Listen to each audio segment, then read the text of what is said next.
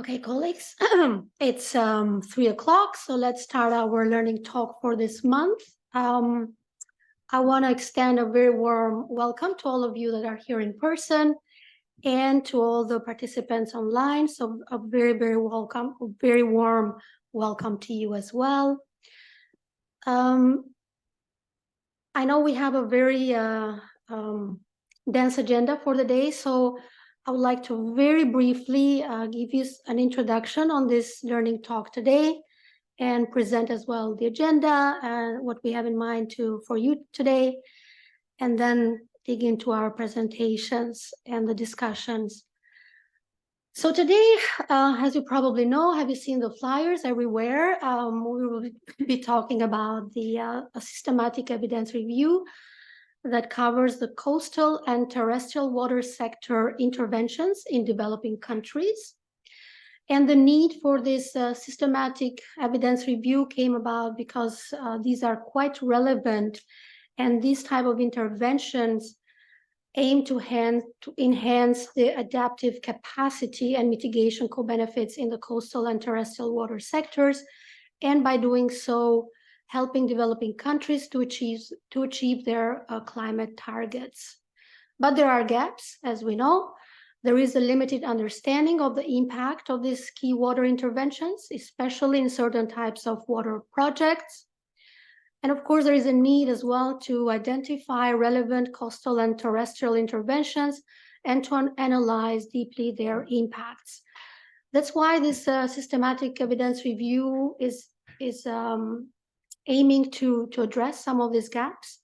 And at the same time, also the evidence review is hoping to support or contribute the GCF programming by providing a comprehensive evidence that can help the project reviewers, developers, policymakers in the board as well to make more informed decisions in this sector, as well as to offer evidence that can facilitate programming in the water sector intervention in GCF, again, deepening our understanding, especially on interventions that work well, and of course, leveraging on the global lessons learned and best practices that can guide the future projects of GCF. So this is kind of, in a nutshell, why we decided to conduct this systematic evidence review in the water sector. We would like to present to you today the evidence gap map and PICOS, and Jennifer Pampolina will do this presentation. She'll walk us through some of the methodological tools as well for this systematic evidence review. Jennifer is a communications and uptake associate at the GCF IEU Independent Evaluation Unit. Organically, we will move to the systematic review findings. That will be Martin Proza on my left, evaluation specialist at GCF IEU, and then we'll have the best part, the moderated discussion. We are delighted to have two great panelists, Beom Sikyo, who is a senior advisor at the Ramsar Convention. Welcome, Beom Sik. I know you are in Geneva right now. Hope it's a good time for you. Thank you so much for joining us. Yeah. And then we'll have Bepom Fakhruddin, who is a water resource management senior specialist at the GCF, the Division of Mitigation and Adaptation. Welcome, Bepom. You are in Australia, so a very warm welcome to you as well. Thank you so much for joining. After the discussion, we will have, of course, the QA, another very interesting part. So we hope to hear from you online as well as the participants here to have a lively discussion on some of the issues that the presenters will discuss in their presentations.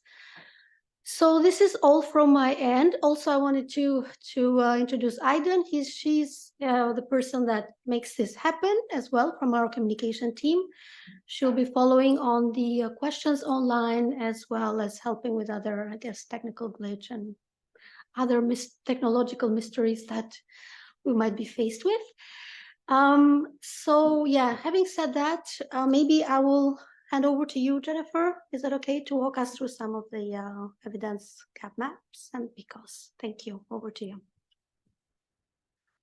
Thank you. Thank you, Gensa. So you kind of really nicely covered what I was going to talk about first, but I think you did it better, is kind of talking about why we were looking at water in the first place.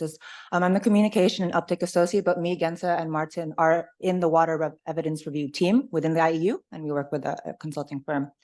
So I want to tell you guys a little bit about the overall goal, or tell you a little bit more about the overall goal of this evidence review, which is to identify, assess, and synthesize global evidence on the effectiveness of the 8 types of water sector interventions. You see the specific water interventions listed on that table on the right-hand side. So at the outset of this evidence review, we started off with these 2 overarching questions. We looked to describe, we wanted it to describe how effective the selected interventions are at achieving the desired outcomes, including mitigation co-benefits. And we want to identify what factors influence the effectiveness of the selected interventions in developing countries. These questions were defined, at the beginning of the evidence review. But an important early step when really diving into the evidence review is having a really well and precisely defined question and research criteria for the evidence and systematic reviews. And this is done by the PICO model. So for those of you that don't know, PICO stands for Population, Intervention, Comparison, Outcomes, and study designs. And this slide summarizes the PICOs of this evidence review. So just to give you a little bit more of a background of the process of how we set this up, we held discussions with the team, and we're working with an external consulting firm.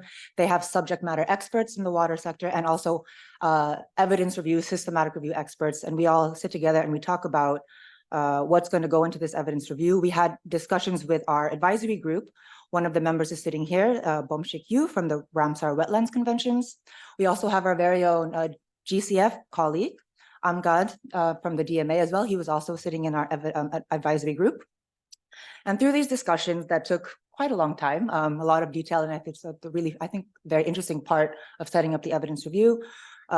They came up with inclusion and exclusion criteria, which is a fancy way of saying a really long list of keywords and concepts that would be input to this literature review software. And we ended up with a detailed protocol and plan to conduct the evidence review. So in this evidence review, we identify the following criteria. We have for population, non-Annex 1 countries, so developing countries, with some exceptions, such as for institutional interventions. It was determined that we should look at developing and developed countries, because there maybe weren't enough studies in the developing countries, and there were a lot of good examples. Someone mentioned there would be a lot of really good examples in developed countries with regards to these institutional interventions. With regard to for the interventions themselves, coastal and terrestrial water sector interventions. What does that mean? Coastal interventions refer to various strategies and actions taken to address and mitigate the impacts of climate change on coastal areas. These interventions are designed to enhance the resilience of coastal ecosystems and communities in the face of rising sea levels, increased frequency of extreme weather events, and other climate-related challenges. And with regards to terrestrial water interventions, these were focused on addressing water-related challenges in terrestrial ecosystems within the context of development and climate change action. These interventions aim to ensure sustainable water management, enhance water resilience, and mitigate the impacts of climate change on terrestrial water resources. Fun fact for you guys, the pictures on the side, a lot of them are actually some GCF projects. So we have a project from Barbados. We have a picture there. That's the second row on the left-hand side. We have a picture from Bangladesh where the LORTA program is actually doing an impact evaluation for FP069, increasing the resilience of coastal community. And then we have a picture from FP108, which is an FAO project. We were going to have a speaker from FAO come, but unfortunately he wasn't able to make it. But this is a project in the Pakistan Indus Basin on climate resilient agriculture and water management. Oh, sorry. Okay, so for the outcomes, the study looked at process implementation outcomes, secondary outcomes, and final outcomes. That means that it was looking at outcomes such as uptake by stakeholders of the intervention, knowledge of the intervention, and changes in attitudes. Secondary outcomes, some examples would be shocks and stress related outcomes, so disaster risk reduction approaches, common pool resource management government processes. And with regards to final outcomes, this was relating to adaptive capacity of human and natural systems, so buffer capacity and biodiversity, species interaction, and also mitigation outcomes, emission reduction, and storage capture. You see here the criteria for the study designs. I like to point out that because of the purpose of the evidence review is to come up with some findings on the effectiveness of interventions, that limits what kind of studies can be included in the evidence review. So you'll see in the next slide how many studies came up, but it can get whittled down to a much smaller number. It's because we need the studies to be looking at the effectiveness and the impact to be able to gain some bigger findings. Yeah. So I just wanted to note that because I think Bafan actually mentioned there was a study that DMA did, and he's like, was that included in the evidence review? And I didn't know the answer, but we were talking about exactly what kind of studies were included and what weren't included. And also just to let you know, in the next part of the presentations, Martin will cover the findings of these meta-analysis that of the study designs. So what are we looking into? Well, this slide shows the theory of change. I know you can't read it, so I'm not going to spend very long on it. All you need to know is that we constructed the theory of change based off the discussions with GCF colleagues and external experts, and it also helps us define the kind of parameters of the evidence review. And here you see like the different kinds of outcomes in that second row, the process outcomes, secondary outcomes, and final outcomes, and on the right-hand side, all of those interventions that I mentioned before.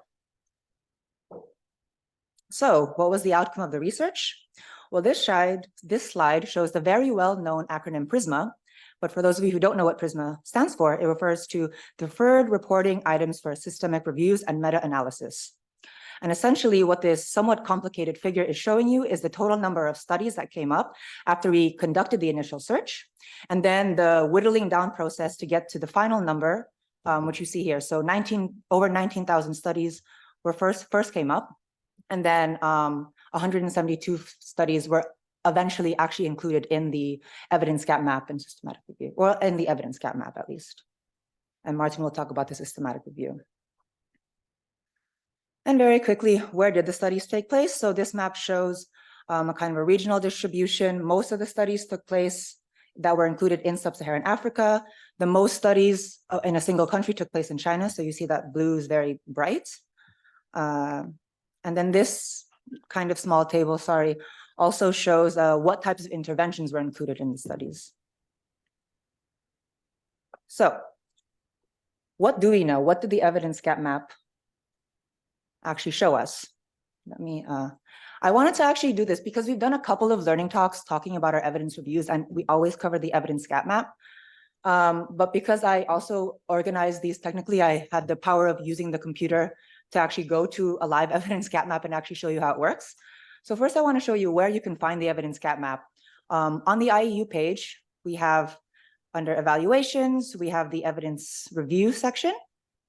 And then under the evidence review page, we have the different evidence reviews that we've done. So we've done some on behavioral interventions, women's empowerment, etc. And this is the water sector evidence review page. So on this page, at the very bottom, we have key documents, and then we have this link that says evidence gap map.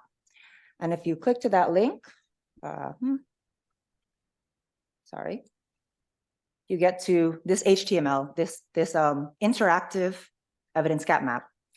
And here you see on the right-hand side, the interventions, which are kind of categorized in the broader nature-based interventions, built infrastructure, and then you go, so the broader categories, and then the specific interventions within the broader categories. That's on the right-hand side. And on the top, you have the different kinds of outcomes. So we have those process outcomes I was talking about. We have the secondary outcomes and the final outcomes. And what else do I want to show you? How do you actually interpret and how do you use an evidence gap map? Well, the bubbles indicate how many studies were found in that specific cell. So this very big bubble, you'll see 30 records are indicated in this ecosystem-based watershed management intervention that is talking about, the study are talking about buffer capacity. So you'll see that there's a lot of evidence on this, interjection of outcome and intervention. And maybe you want to know even more about the specific studies that are taking place. You can click on them and you can see all of the individual studies that take place, and you want to know what happened in Tamil Nadu, or you want to know what happened in Gujarat, India. So I think this is a really cool resource, and I really hope that the Secretariat colleagues can use it. I don't know if you do. I really hope you do. And I know we have never actually showed them live, so I just wanted to take this opportunity to show that to you. And I think we will be sharing the page of the water sector evidence review in the chat. Let me take a step back for a second. For those of you who don't know, what is an evidence gap map? It's a visual representation of what evidence is out there and where knowledge and evidence exists. And why are they valuable? There's a lot of research being done, impact evaluation, systematic reviews, but all of this research is scattered. And some of it is literally inaccessible. It's in closed databases, or maybe technically inaccessible. This evidence is scattered in technical reports that maybe a policymaker doesn't have time to comprehend. So the value of these systematic reviews and evidence gap maps, if it's taking this evidence and making it more accessible for the people that need them. So in some, evidence gap maps are important for ensuring high quality evidence is easily available in an accessible format for people like our colleagues here at the GCF. And what does this evidence gap map show us? I think I showed you a little bit. You'll see the types of findings and things that we don't have information on. And I think what was interesting is at the outset of this study, we actually wanted to take part in this water coastal forum that was happening in China last month. So we applied to the forum before we got the results of this systematic review. But if you go down to marine interventions, there's very little evidence, very little studies that are found that were able to be included in this evidence gap map. And I think that's significant because I think the GCF USP2 talks about coastal interventions as one of the, it's mentioned specifically. So maybe it's kind of some food for thought that there's not enough studies out there. Maybe we can play a role in funding those studies or finding out, because if we want to fund those projects, we need to know what is impactful and what's actually working. I hope I haven't taken too much time, but I think with that, I will move the floor to Martin. Thank you very much.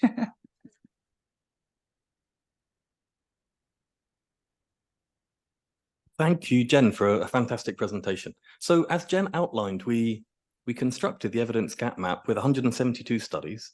And at that stage, we're in consultations with the advisory group, and we then selected a number of key intervention outcome cells that we'd do meta-analysis on. And these are the 4 areas that we focused on: nature-based options, institutional interventions, financial market mechanisms, and built infrastructure.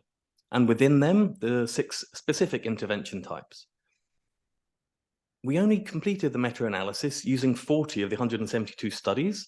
That was because not all of the studies were within our particular selected cells. And secondly, we also excluded the studies that illustrated a critical risk of bias. And we completed 17 instances of meta-analyses across these 6 different intervention types. The first of which is ecosystem-based watershed management. So that's a nature-based option. So here, there were 8 particular studies that were included within this meta-analysis, and the outcome area that we looked at initially was yield. And we found across countries and across contexts a significant effect size that ecosystem-based watershed management improves yields. And when we completed the sensitivity analysis that looks at the study designs and the moderator analysis that looks at particular subgroups and wider variables, we found that the largest effects from these programs were those interventions that were implemented by a government agency alongside an international financial institution. So when there's a combination of governments working with the IFIs, this led to the largest effect sizes. Next slide, please. We also looked at the impact of ecosystem-based watershed management on income. Here we found a slightly smaller significant effect size, and just at the 90% level of confidence. Again, we found interestingly that the largest effect sizes came from the collaboration between government agencies and international financial institutions. The third outcome area that we assessed in terms of ecosystem-based watershed management was on dietary diversity. So we understand this as a final outcome area, and only 2 studies were available for this particular outcome area, and we didn't find any significant effects. So overall, for ecosystem-based watershed management, what we found that it enhances and improves intermediate outcomes, such as yield and income, but in these particular studies, this hasn't translated into improvements in final outcomes, proxied here by dietary diversity. We also looked at water efficient irrigation systems. So this is an example of built infrastructure. So the first outcome area we looked at again was on yield, and unsurprisingly, we found a significant effect. Efficient irrigation systems improve yields. And the moderator analysis highlighted this effect was largest in sub-Saharan Africa, Mali, Rwanda, Senegal, followed by Pakistan and the Philippines. For this particular intervention, water efficient irrigation systems, and we also looked at the impacts on income. We had 12 studies here, which is a decent number of studies to do sort of sensitivity analysis and moderator analysis is on. And we found a significant effect size of 0.23 at the 95% levels of confidence. In this case, we found that the effects were larger in Latin America and the Caribbean relative to other regions. We also found that 2 types of implementing agencies showed the largest effects: international aid agencies and private sector firms. The third outcome area that we focused on was on poverty status. Here we had many fewer studies, and we found a significant effect at the 99% level. In other words, water efficient irrigation systems led to reduced instances of poverty, as illustrated here in this forest plot. The final outcome area that we focused on for water efficient irrigation systems was on food security status. And we also see this as a final outcome area. So this showed a very large significant effect size of 0.55, but only at the 90% level of confidence. And with only 3 studies here, and with some of the studies showing a moderate risk of bias, we need to be quite cautious about how we interpret this. We do see a significant effect, but ideally we'd want to have more studies, and we'd want those studies to have a low risk of bias. So again, we found that water efficient irrigation systems have definitely improved intermediate outcomes, and there's some evidence that this translates into final outcomes. So the third area that we looked at were institutional interventions. We were very pleased, in a sense, to have found a sufficient number of causal studies that assessed institutional interventions. Why is that? It's because frequently there's a real paucity of evidence of causal evidence in this intervention area. Why is that? It's quite difficult to conduct experimental studies or quasi-experimental studies on institutional innovations, and we find that across much of the literature. So here we were very fortunate to have found two interventions: the development of formal regulatory frameworks and also the establishment of user organizations to conduct meta-analyses on. So the first of these looked at user-based organizations and the effect on income. We found a significant effect, but it was only across 2 studies, so a very limited number of studies. And also the evidence of this was very low quality. So there are positive signs here, but there aren't a sufficient number of studies, and the evidence isn't of a high enough quality for us to place a lot of emphasis here. When we looked at the development of formal regulatory frameworks, we also found a positive and significant effect, this time 0.84, so a large significant effect, but again, only 2 studies. And we need to be quite cautious about interpreting this due to that limited number of studies. We also, on reflection, looked at how the particular studies had been categorized into being designated a formal regulatory framework. And we found that could have been done in a tighter manner. And so we need to be a bit cautious regarding this particular finding. Next slide, please. So the final outcome area we looked at was on financial market mechanisms. And again, we were pleased to find 2 specific interventions that we could conduct a meta-analyses on. So the first of these were payments for ecosystem services. There's plenty of evidence out there on payment for ecosystem services, but not so much of it is focused on water. And secondly, not so much of it uses causal evidence. So here again, we were only able to do the meta-analysis on 2 studies. We found a significant effect estimate, but again, and that's at 0.23, but we need to be cautious around how much emphasis we place here. We also looked at insurance, and firstly looked at insurance on income. And intuitively, we found that both of these studies that we focused on showed a large significant effect at only the 90% level of confidence in this case. So this is what we'd expect, and we would also expect to have more studies that focused on insurance due to flood and drought, and those further studies would be able to reinforce these findings. We've also looked at the outcome area of consumption and expenditure and how this is affected by taking out insurance. And here we found a very, very large significant effect size, but again, only across the 2 studies. So again, we find like good reasons for optimism here. And also this is precisely what we'd expect with insurance. And we would also expect to find a higher number of studies that we could aggregate, so we could get more confidence in the findings.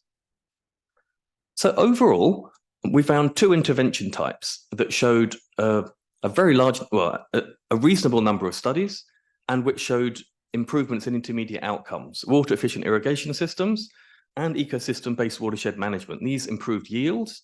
We found that all of the water intervention types were included in the meta-analysis improved income at the 90% level, which we were pleased with. However, only 2 of the intervention types, water efficient irrigation systems and ecosystem-based watershed management, improved what we see as final outcomes. So there's optimism and good news, but these effects don't seem to have percolated all the way through the results chain through to final incomes. We feel that the findings on ecosystem-based water management, user-based organizations, and formal regulatory frameworks, add value to the established evidence base on water sector interventions. When we look at that broader literature, our findings here really corroborate in some senses the findings from that, but we do so based on causal evidence and through a very rigorous literature review that Jen outlined, and a very serious set of steps in terms of filtering the studies that we pull in. And then we've also conducted what we see as being a rigorous form of meta-analysis, so weeding out the studies that have a critical risk of bias, and we've made sure that we've been suitably critical in terms of how we interpret the effect sizes that we've presented today. So we feel that those findings on ecosystem-based watershed management, user-based organizations, and formal regulatory frameworks add value, but they could, of course, be improved. And we also feel that more and better evidence is needed on pests, on insurance, on user organizations, and on formal regulatory frameworks to really for us to have more confidence in supporting the programming of GCF projects in these very specific water sector intervention areas. So with that, I'll hand back to Genta. Well, thank you, Martin and Jennifer, for these 2 very informative, I would say very detailed presentation, and offering us a very good grounds for the next discussion. I would like to turn now to the panelists, and maybe a first question or kind of reflection we wanted to hear from you is around these findings. Maybe we can leave the last slide, Aiden. So how do you think, Babona, maybe I'll start with you. How do you find these findings? Are they intersecting with the GCF program, and do they inform it? And also with the overall debate or the current broad debate around the water sector? Thank you so much, Anne,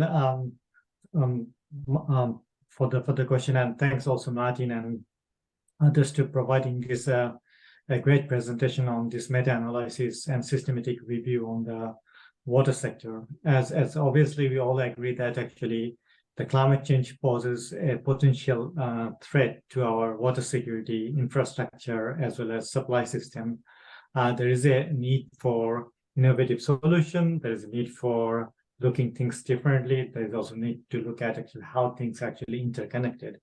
And what actually this kind of study actually reflect us to better understand actually where is the gaps, not only that, but also how actually we are doing the traditional things, but what are the best evidence for us to do things differently. Just giving an example here, what Martin just presented, that actually the study actually provided a very great evidence that how the water efficiency for irrigation provides a evidence as well as effective water use, not only just for the beneficiary, but also for the agricultural use, integrated water resource management.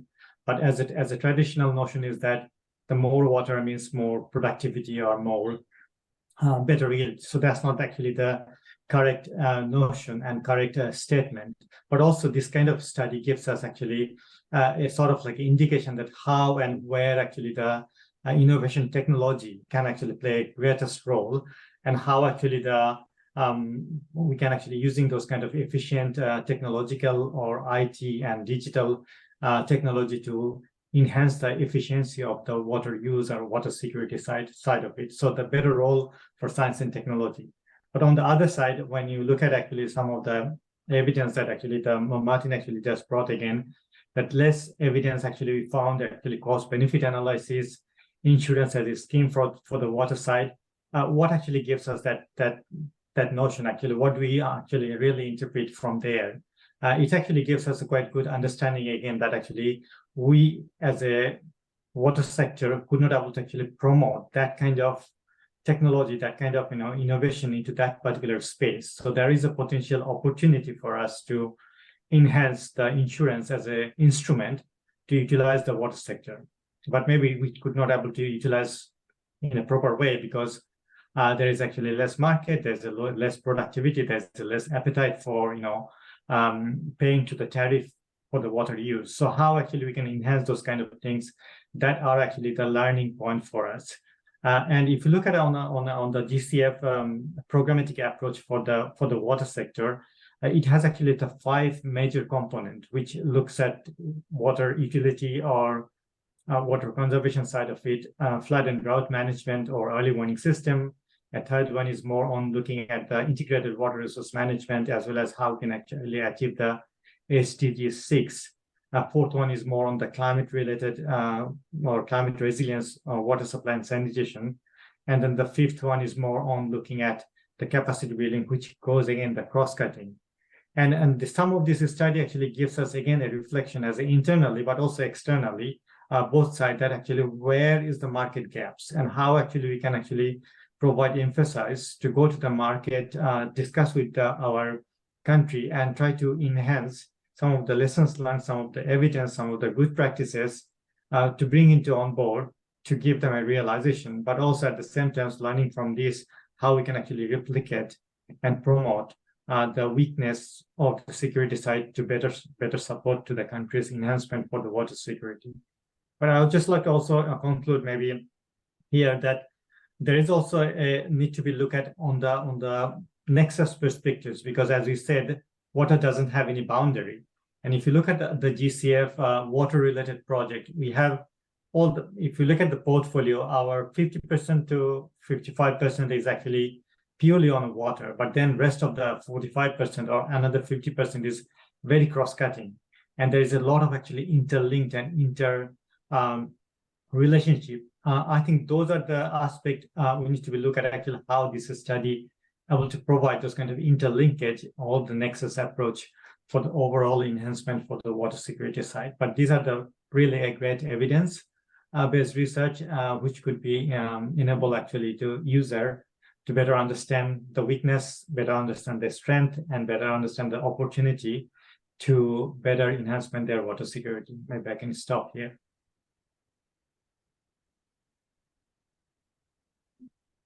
Thank you, Baban. Very interesting thoughts from the GCF programming, as well as around the current thinking in the water sector. I really like the fact that you mentioned the cross-cutting nature of water, and how GCF also needs to think a bit more around how these sectors interlink with other sectors like energy or agriculture and so forth. Maybe I would like to move on now to Beomsik. I think if we can just focus a little bit more on the two major findings around the water efficient irrigation systems and ecosystem-based watershed management. What do you think around these two findings? Do they support the current existing evidence or accepted knowledge and practices within the sector? Is there something new or something that kind of questions the current wisdom? Bepam? Thank you very much. Before I answer that questions, I just want to thank GCF IEU for allowing me to join in the process of getting involved in the evidence review. I think this evidence review is a wonderful work, and I'm very happy that water has been included in, I think, 10 topics that I see in the website on the evidence review. Water is very important, as you have explained in the beginning, Ms. Conchi. Water and climate, carbon cycle and water cycles and Earth's process are very interlinked, and it's something very important to touch upon, especially when we talk about adaptation and also mitigations. Going back to your questions, and for me, I was in the process as advisory group, and when I first saw the results of the evidence review, it was really an eye-opening experience.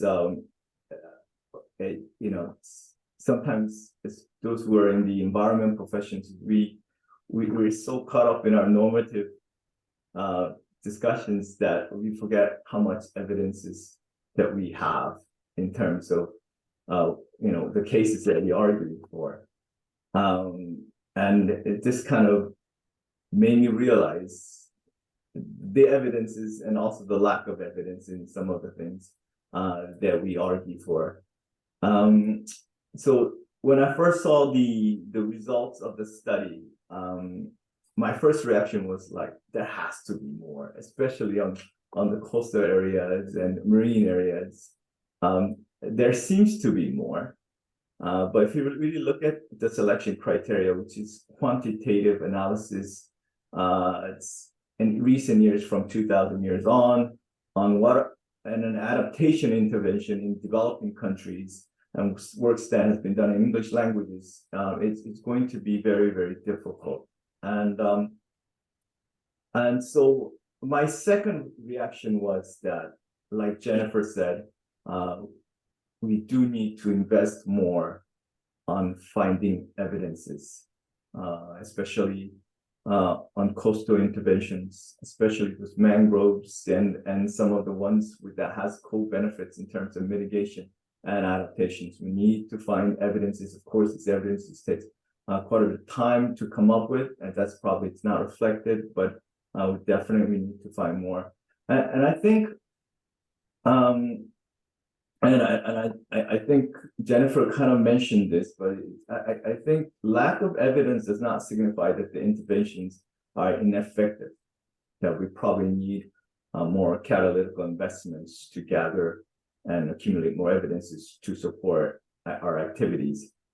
I think the evidence gap map shows how the water issue is perceived in climate adaptations, and definitely water irrigations and buffer capacity is important.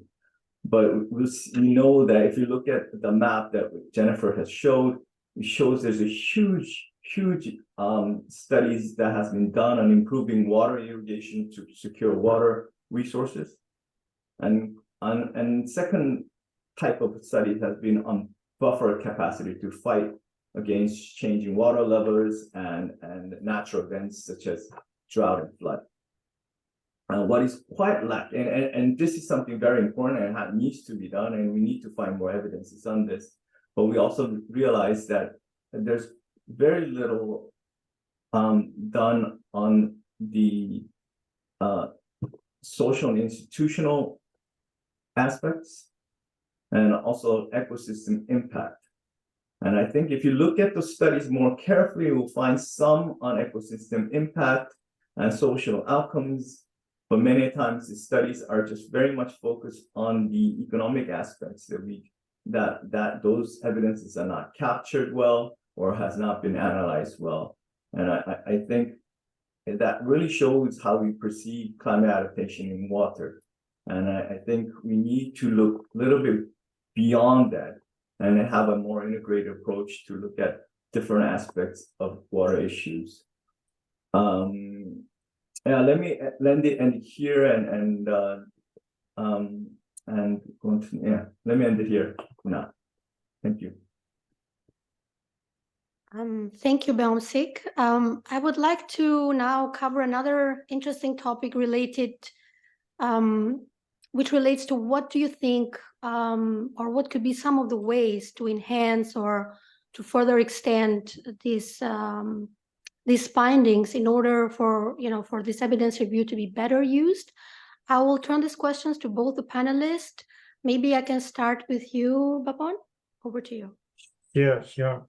I mean, I would personally, if you ask me to review on the study and what are the further scope, if I just put my academic hat back, because before GCF I was a professor in the university, I would say actually there are a lot of scope actually to enhancing such kind of things. As Martin actually started on with the presentation, that we only look at actually NX1 country, so it's actually quite limited geographical coverage. And there are a lot of things actually you could learn from the global south, global north, or developed versus developing, because there are many study there actually which could actually bring a quite greatest findings if we could actually increase the geographical coverage on these things. Another things also, as in the water sector, vocabulary is a very challenging issues. You can actually find out your criteria, but because when you're doing this kind of study, you're actually doing a deep learning or machine learning using the search engine to finding those vocabulary. And often actually you'll see, if you try to look at the water security definition, it's actually quite broader and quite diverse, and it could change various way. The other aspect I would say, if you look at the time span, like longitudinal study perspectives, we actually only look at from the 2000 year onward. But if you could actually take a little bit better horizon, it could actually give much more greatest findings. But saying so, I mean, these are like within the limitation that we discuss on the particular study. But we may be a little bit need to look at actually how this kind of study could further enhance to greater understanding, or what actually the message could be interpreted, especially to the policymaker and decision maker, and how actually can actually build the capacity to the local government or national government, as well as the decision maker. In that perspective is quite important to look at. So that may be one way to look at. But also, if you could just try to enhance or increase the number of intervention side of it, because as again I said, water doesn't have any boundary, and it actually quite cross-cutting. So depending on actually how many major elements we're gonna take, we take 8 elements, which is quite and it's number, but and also we cannot actually go beyond that kind of biggest horizon, because it will take longer time frame and limitation. But such assessment gives us a little bit understanding that, okay, where does it fit with the 8 intervention or within the meta-analysis, and how that could be reflected, but also what are the other sectors, the critical sector could be brought in. I just give an example, maybe if we try to look at on the early warning side of it, or flood and drought management side of it, that's maybe a little bit slipped in the study. But if you could actually bring those kind of intervention, that has actually quite greater impact. We saw that a flood early warning system, drought early warning systems, or coastal inundation forecasting has a massive impact at the saving lives as well as reducing the damages. So how those kind of intervention could actually help to better understand such kind of study could be looked at. And also, I would also maybe would like to suggest that if you could bring some more gray study, because many of the study that has been Martin presented here, mostly actually those are like academic or mostly published research article from the journal. But if we try to look at a little bit more wider angle of the NGO's report, country report, which are not actually published or unpublished or not fully published, that could give us a much more better understanding or more evidence that where actually we find the gaps that or little evidence that could be widened using such kind of study. Thank you.